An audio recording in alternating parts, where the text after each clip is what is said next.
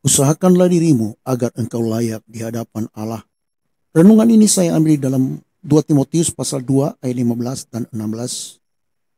Usahakanlah supaya engkau layak di hadapan Allah sebagai seorang pekerja yang tidak usah malu, yang berterus terang memberitakan perkataan kebenaran, tetapi jauhilah omongan yang kosong dan yang tak suci yang hanya menambah kefasikan.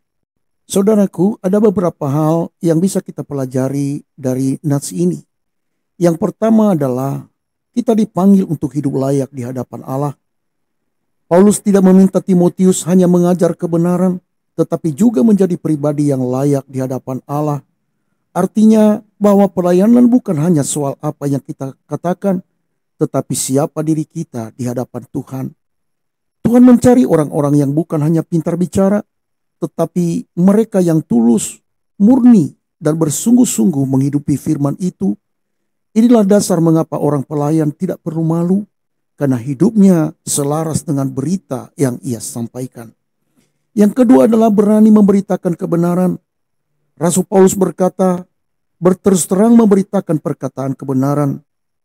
Ya, di dalam dunia yang penuh kebingungan, kompromi, dan suara-suara palsu, kita dipanggil untuk tetap teguh, untuk tetap lantang, dan tetap setia menyampaikan kebenaran Injil. Berita kita bukan sekedar kata-kata biasa, tetapi kebenaran yang memberikan hidup dan membawa orang kepada keselamatan. Injil tidak boleh dikaburkan oleh rasa takut, tekanan lingkungan, atau keinginan menyenangkan orang lain. Yang ketiga, menjauh dari omongan yang kosong dan yang tidak suci.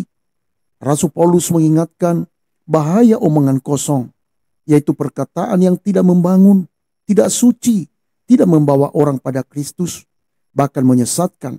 Banyak orang jatuh bukan karena ajaran sesat langsung, tetapi karena hal-hal kecil yang dibiarkan tumbuh, yaitu gosip, perdebatan yang sia-sia, perkataan kotor, humor yang tidak sehat, komentar pedas yang menghancurkan, percakapan yang menjauhkan hati dari kekudusan.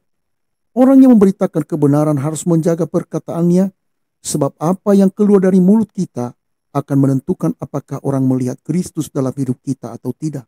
Yang keempat adalah menjadi teladan, yaitu dalam perkataan dan kesucian hidup. Memberitakan Injil bukan hanya tugas bibir, tetapi tugas hidup. Dunia tidak hanya mendengar pesan kita, tetapi melihat cara kita hidup setiap hari, cara kita berbicara, cara kita memperlakukan orang lain, cara kita bersikap dalam tekanan, cara kita menjaga kekudusan. Semua itu menjadi saksi yang lebih kuat daripada khotbah apapun. Hidup yang murni dan perkataan yang bersih adalah mimbar terbesar untuk memberitakan Kristus. Kelima adalah dorongan bagi pendengar.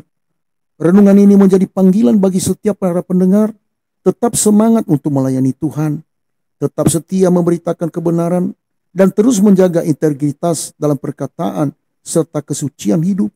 Ketika hidup kita selaras dengan firman yang kita sampaikan, maka kuasa Allah akan nyata melalui pelayanan kita. Kita akan menjadi pekerja yang tidak perlu malu, sebab Tuhan sendiri berkenan atas hidup kita. Kiranya kasih karunia Tuhan menyertai kita sampai Tuhan Yesus datang kembali. Maranatha, blessing.